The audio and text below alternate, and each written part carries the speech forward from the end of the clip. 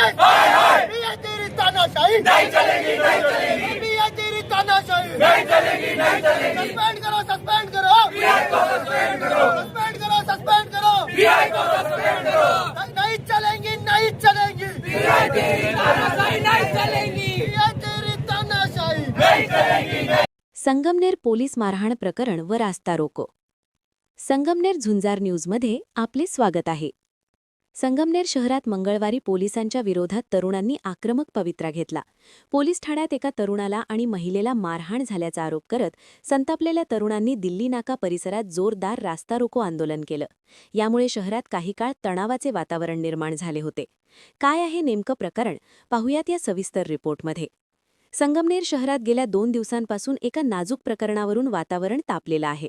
याच प्रकरणासंदर्भात काल सकाळी काही तरुण आणि महिला शहर पोलीस ठाण्यात जमा झाले होते. मात्र यावेळी पोलिसांनी एका तरुणाला आणि एका महिलेला मारहाण केल्याचा आरोप करण्यात आला आहे.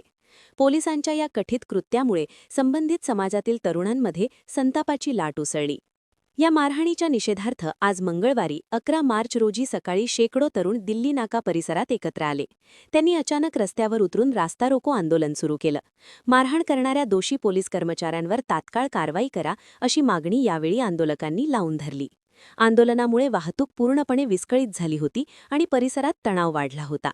घटनेची गांभीर्य ओळखून उपविभागीय पोलीस अधिकारी DYSP डॉ. कुणाल सोनवणे, शहर पोलीस निरीक्षक समीर बारवकर आणि संगमनेर पोलीस निरीक्षक प्रवीण साळुंखे हे फौज फटरसह घटनास्थळी दाखल झाले. यावेळी समाजातील ज्येष्ठ पदाधिकारी आणि पोलीस प्रशासनामध्ये सविस्तर चर्चा झाली. दोषींवर योग्य ती कारवाई करण्याचे आश्वासन मिळाल्यानंतर ज्येष्ठ पदाधिकाऱ्यांच्या मध्यस्थीने हे आंदोलन मागे घेण्यात आले. आंदोलन मागे घेतलं असलं तरी शहरात काही काळ भीती आणि तणावाचं वातावरण होतं. सध्या परिस्थिती नियंत्रणात असून पोलिसांनी शहरात चोख बंदोबस्त तैनात केला आहे. मात्र पोलिसांच्या या मारहाणीच्या आरोपामुळे शहरात मोठी चर्चा रंगली आहे. संगमनेरमधील या आंदोलनामुळे आता पोलीस प्रशासनासमोर दोषींवर कारवाई करण्याचं आव्हान उभं राहिलं आहे.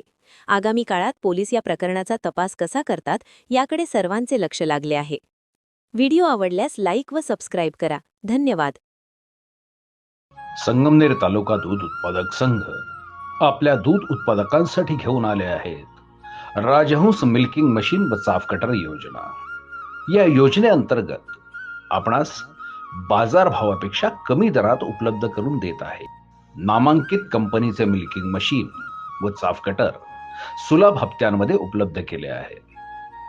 तरी सर्व दूध उत्पादकांनी या योजनेचा लाभ घ्यावा. अधिक माहितीसाठी संपर्क करा संगमनेर तालुका सहकारी दूध संघ, पशुसंवर्धन विभाग, अमृतनगर, संगमनेर.